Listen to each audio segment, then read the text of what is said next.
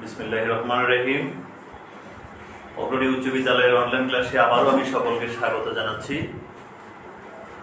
সুপ্রিয় শিক্ষার্থীরা, আশা করি তোমরা সকলে ভালো আছো, আমিও ভালো আছি। তো আমি এখন নবম দশম শ্রেণীর শিক্ষার্থীদের অর্থাৎ বিজ্ঞান বিভাগের শিক্ষার্থীদের জন্য একটি ক্লাস করতে যাচ্ছি।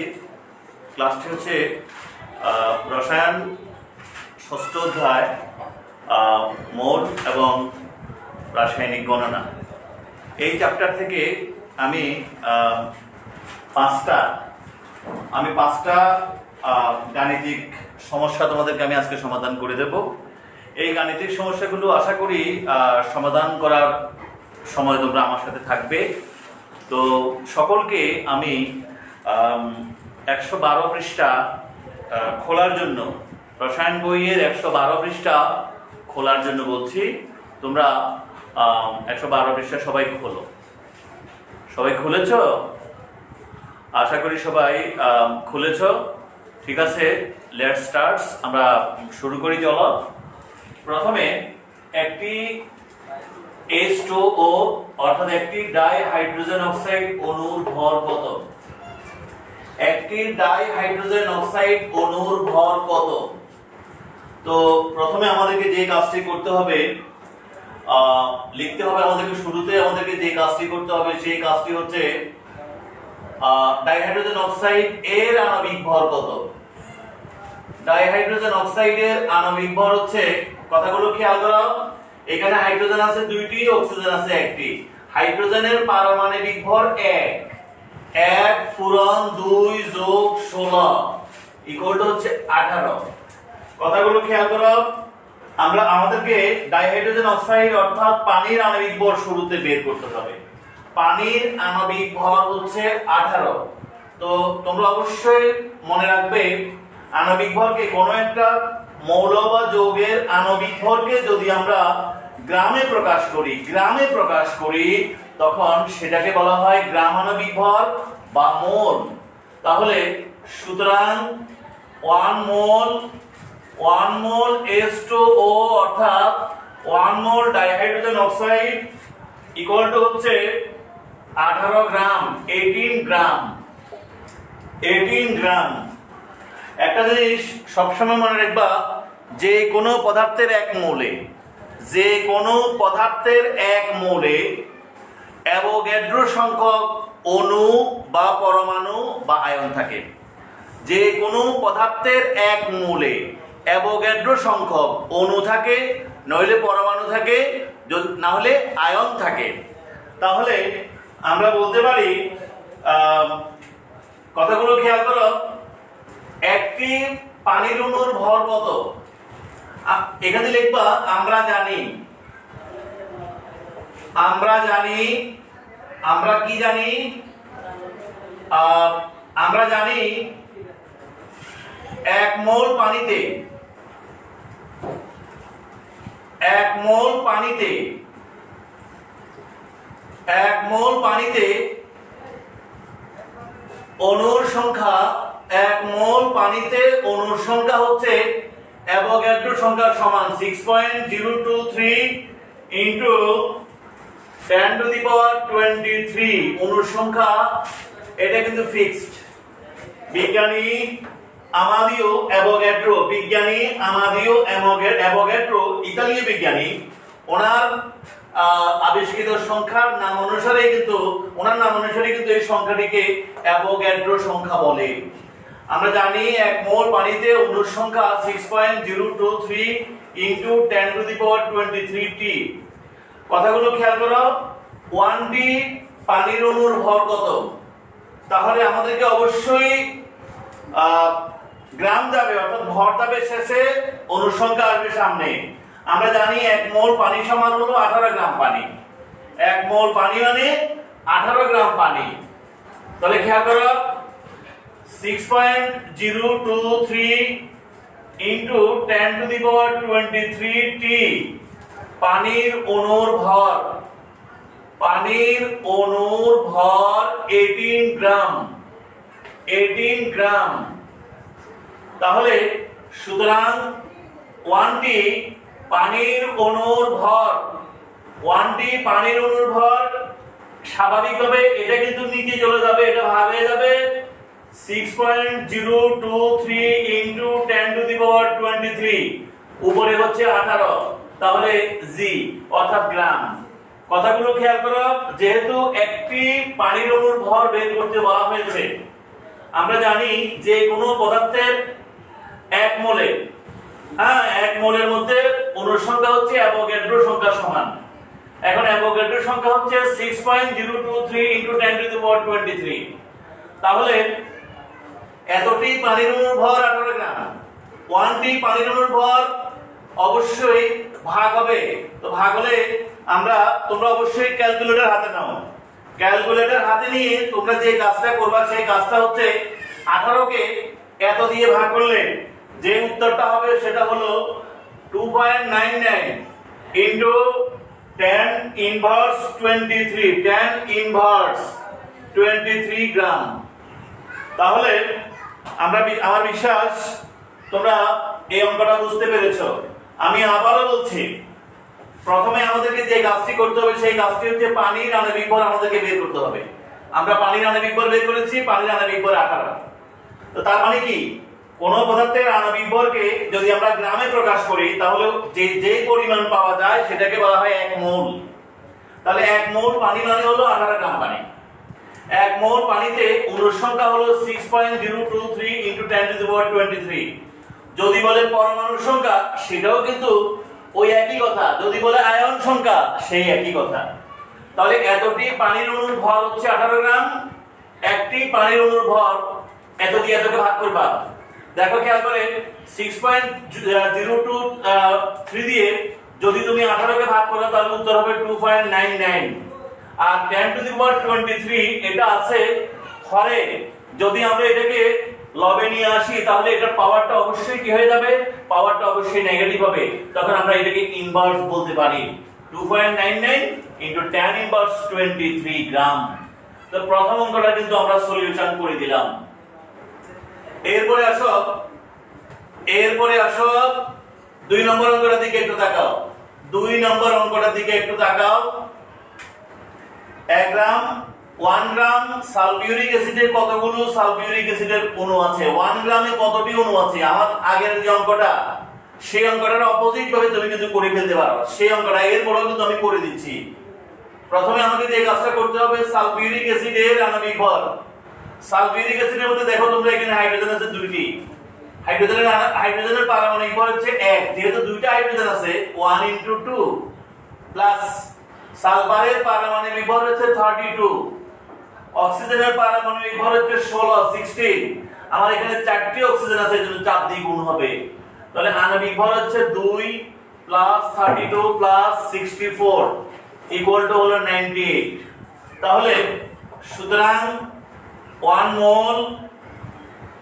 মোল sulphuric acid equal to 98 gram.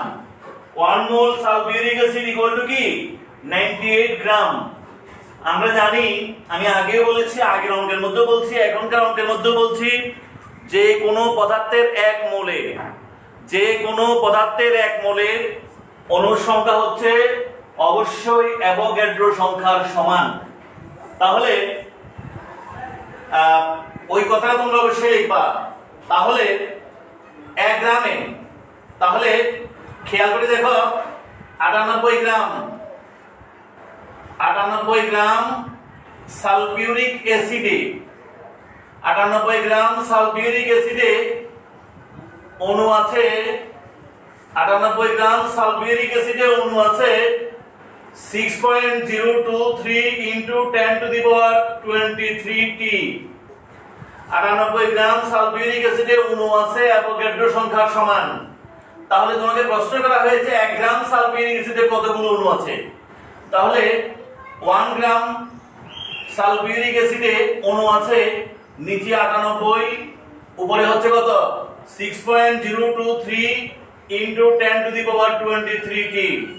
তাহলে আমরা যে কাজটি করতে পারি সেই কাজটি হচ্ছে 98 দিয়ে যদি আমরা 6.023 কে যদি আমরা ভাগ করি তাহলে যে উত্তরটা আমরা এখানে পাবো, আরেকটা জিনিস আরেকটা জিনিস তোমরা খেয়াল করে দেখো, এখানে কিন্তু দেখো এটা হলো 98, এটা হলো 6, ভাগ করলে কিন্তু আসলে কিন্তু ভাগ করা যায় না, ভাগ করলে কিন্তু দশমিক চলে আসে। তো তোমরা কি করবা, এই 10 টু দি পাওয়ার 23 থেকে তোমরা এখানে 100 নিয়ে আসবা, 100 নিয়ে এসে গুণ করে তারপরে যে রেজাল্টটা তোমরা পাবে সেই রেজাল্টটা হলো 6.14 ইনটু 10 টু দি পাওয়ার 21 টি।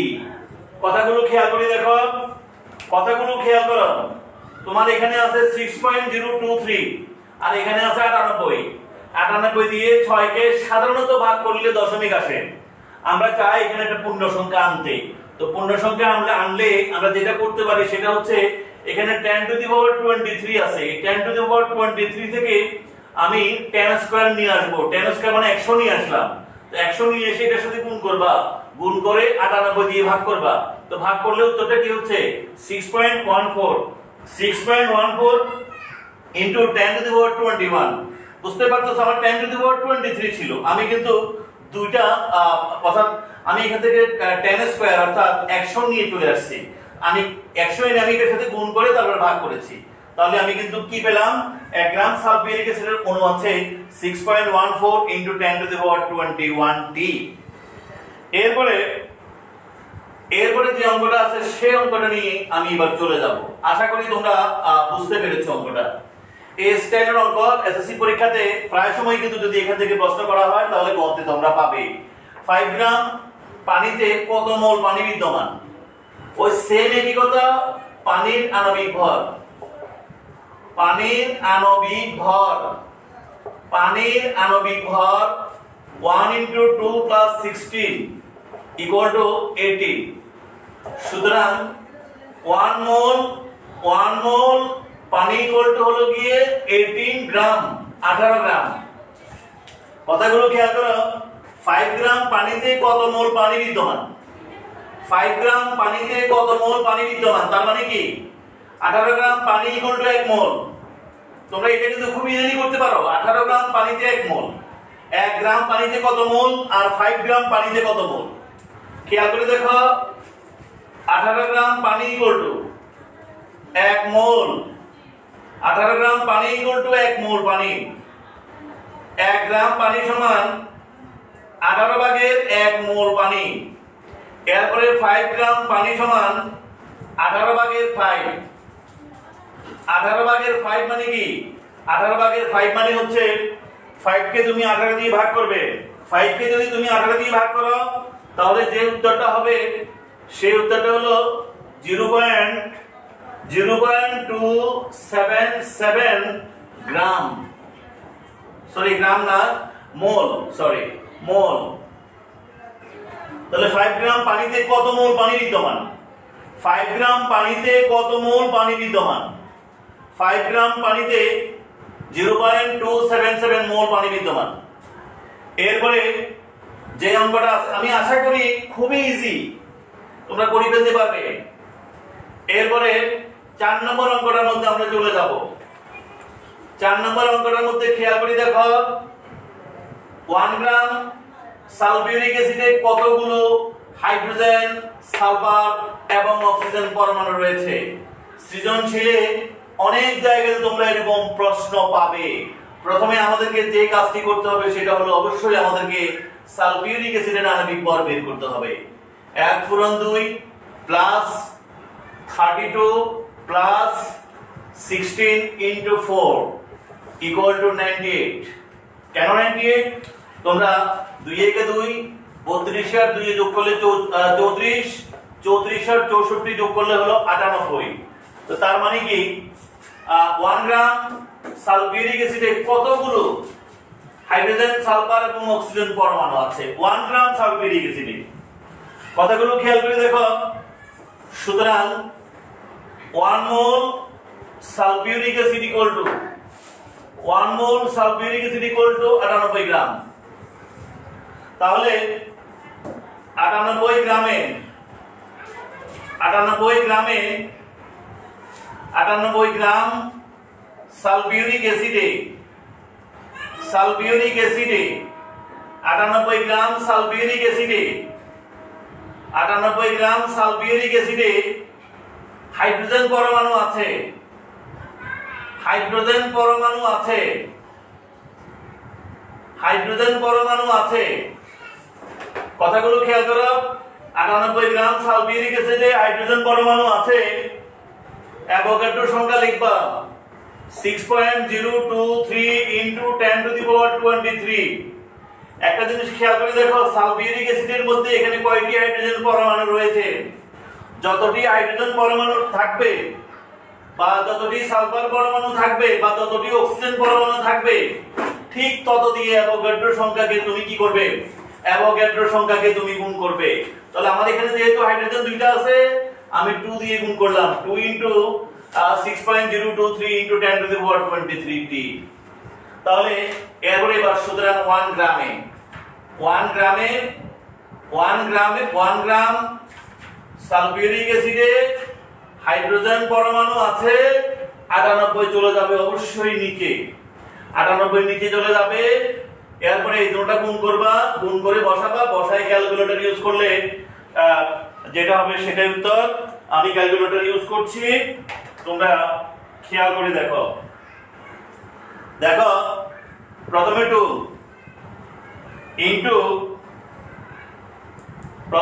তারপরে ইনটু 6.023 ইকুয়াল টু দিলে কি হয়? ইকুয়াল টু তাহলে 2 × 6.023 × 10⁻23। তো দিবার পরে নিচে আসো 98, তারপরে হলো উপরে হচ্ছে, তাহলে কত? উপরে হচ্ছে 12.046 × 10⁻23। এখন যে কাজটি করবে সেই কাজটি হচ্ছে অবশ্যই 98 থেকে এখানে 12 কিন্তু ছোট, 98 দিয়ে যদি আমরা 12 কে ভাগ করি, এখানে উত্তরটা কিন্তু কি চলে আসবে? উত্তরটা কিন্তু এখানে পূর্ণ সংখ্যা আসবে না, দশমিকের পূর্বে কোনো পূর্ণ সংখ্যা এখানে আসবে না। তাহলে কি আসবে? দশমিক চলে আসবে, পূর্ণ সংখ্যা আসবে না। তো তাহলে পূর্ণ সংখ্যা আনার জন্য আমরা একটা কাজ করতে পারি। কথাগুলো খেয়াল করো। নিচে 98 আর উপরে কত আছে? 12.046। আমি 10⁻23 থেকে আমি একটা 10 নিয়ে একটা 10 এনে এখানে গুণ করবা, তাহলে 120.46 × 10⁻22 এরপরে t। তোমরা আমার কথাগুলো খেয়াল করো। তাহলে 120.46 কে আমি 98 দিয়ে খুব সহজে ভাগ করে ফেলতে পারি। কথাগুলো খেয়াল করো। আমি ভাগটা করছি, খেয়াল করো তোমরা। আমি ভাগটা করছি, শুরুতে যে কাজটি করব সেটা হচ্ছে 120.46 ভাগ 98, 120.46 ভাগ 98, তাহলে ইকুয়াল টু কত? 1.229 ইকুয়াল টু 1.229 × 10⁻22t। তাহলে উত্তর কিন্তু হাইড্রোজেনটা বের হয়েছে, সালফার কিন্তু রয়ে গেছে, অক্সিজেন রয়ে গেছে। এটা তোমরা নিজেরা করবে, আমি দেখাই দিচ্ছি। 98 গ্রাম সালফিউরিক অ্যাসিডে সালফার পরমাণু আছে, যেহেতু এখানে একটি সালফার আছে, 1 × 6.023 × 10⁻23 ভাগ করবা, উত্তর হয়ে যাবে। এরপরে 98 গ্রাম সালফিউরিক অ্যাসিডে অক্সিজেন পরমাণু আছে। দেখো এখানে অক্সিজেন কয়টা আছে? 4টা। তো এখানে 4 দিয়ে গুণ করবা, অ্যাভোগাড্রো সংখ্যাকে যতগুলো পরমাণু আছে ঠিক তত দিয়ে এখানে কিন্তু গুণ করবা। গুণ করলে কিন্তু উত্তর অবশ্যই তোমরা পেয়ে যাবে। এই একটা প্রশ্ন উত্তর আমরা কমপ্লিট করলাম। এরপরে এখন আমরা যে অঙ্কটা করব সেই অঙ্কটা হলো গিয়ে আজকে আমার পাঠের শেষ অঙ্ক। খেয়াল করো, আমি চেষ্টা করেছি আসলে তোমাদেরকে মোটামুটি অঙ্কগুলো ধরিয়ে দেওয়ার। অত্যন্ত গুরুত্বপূর্ণ একটা অধ্যায় কিন্তু রসায়নে, কিন্তু এই চ্যাপ্টারটাই হলো অত্যন্ত ক্যালকুলেটিভ একটা চ্যাপ্টার। আদর্শ তাপমাত্রা চাপে 1 লিটার কার্বন ডাই অক্সাইড গ্যাসে কতটি অণু আছে? আমরা প্রথমেই যে কাজটা বের করব সেটা হলো কার্বন ডাই অক্সাইডের আণবিক ভর। কার্বন ডাই অক্সাইডের আণবিক ভর, কার্বন ডাই অক্সাইডের আণবিক ভর, কার্বনের পারমাণবিক ভর হচ্ছে 12, অক্সিজেনের হচ্ছে 16, তো 16 পূরণ 2 ইকুয়াল টু 12 যোগ 32 ইকুয়াল টু 44। তাহলে সুতরাং 1 mole carbon dioxide equal to 44 g. 1 mole carbon dioxide equal to হলো 44 গ্রাম, 44 জিএম, 44 গ্রাম। তাহলে মনে রাখবা তোমাকে প্রশ্ন করা হয়েছে 1 লিটার কার্বন ডাই অক্সাইডে কতটি অণু আছে। আমরা জানি আদর্শ তাপমাত্রা ও চাপে, আদর্শ তাপমাত্রা ও চাপে 1 লিটার যে কোনো গ্যাসের আয়তন 5.4 লিটার আদর্শ তাপমাত্রা ও চাপে। এই কথাটা লিখবা। আমরা জানি আদর্শ তাপমাত্রা ও চাপে, আদর্শ তাপমাত্রা ও চাপে, আদর্শ তাপমাত্রা ও চাপে, আদর্শ তাপমাত্রা ও চাপে যে কোনো গ্যাসে আয়তন, যে কোনো গ্যাসের আয়তন 22.4 লিটার, 22.4 লিটার, 22.4 লিটার। তাহলে আমরা বলতে পারি 22.4 litre, 22.4 litre carbon die oxide গ্যাসে, কার্বন ডাই অক্সাইড গ্যাসে অণু আছে, অণু আছে অ্যাভোগাড্রো সংখ্যা সমান 6.023 × 10⁻23 টি। এরপরে লিখবা সুতরাং 1 লিটার কার্বন ডাই অক্সাইড গ্যাসে অণু আছে, নিচে হলো 22.4, উপরে হচ্ছে 6.023 × 10⁻23 টি। যদি আমরা ক্যালকুলেটর ইউজ করি, আমি তোমাদেরকে আগে বলছি 22.4 দিয়ে তুমি কিন্তু 6.023 কে ভাগ করতে পারবে না, ভাগ করলে কিন্তু দশমিক চলে আসবে, পূর্ণ সংখ্যা তুমি পাবে না। তো পূর্ণ সংখ্যা পাওয়ার জন্য তোমাকে যে কাজটা করতে হবে 10⁻23 থেকে তুমি এখান থেকে 10 নিয়ে আসবা, অর্থাৎ তখন এটা 60 হয়ে যাবে। 60 দেখো 60.23 × 10⁻22 আর নিচে হবে 22.4। ক্যালকুলেটর ইউজ করবা, ক্যালকুলেটর ইউজ করার পরে খেয়াল করো এটার উত্তরটা হবে, ভাগফলটা হবে 2.69 × 10⁻22 টি। আমার বিশ্বাস এই 5টি অঙ্ক আমি তোমাদেরকে সমাধান করে দিয়েছি। আশা করি এই অঙ্কগুলো নিয়মে আরো অনেক অঙ্ক আছে, তোমরা করে ফেলবে। তো ইনশাআল্লাহ সামনের দিনগুলোতে আবারও এই চ্যাপ্টার থেকে ক্লাস নেওয়ার প্রত্যাশা জানিয়ে, আশা ব্যক্ত করে আমি আজকের মতো অনলাইন ক্লাস থেকে বিদায় নিচ্ছি। সবাইকে ধন্যবাদ, সবাই ভালো থেকো, স্বাস্থ্যবিধি মেনে সবাই পড়ালেখা করো, সবাইকে ধন্যবাদ।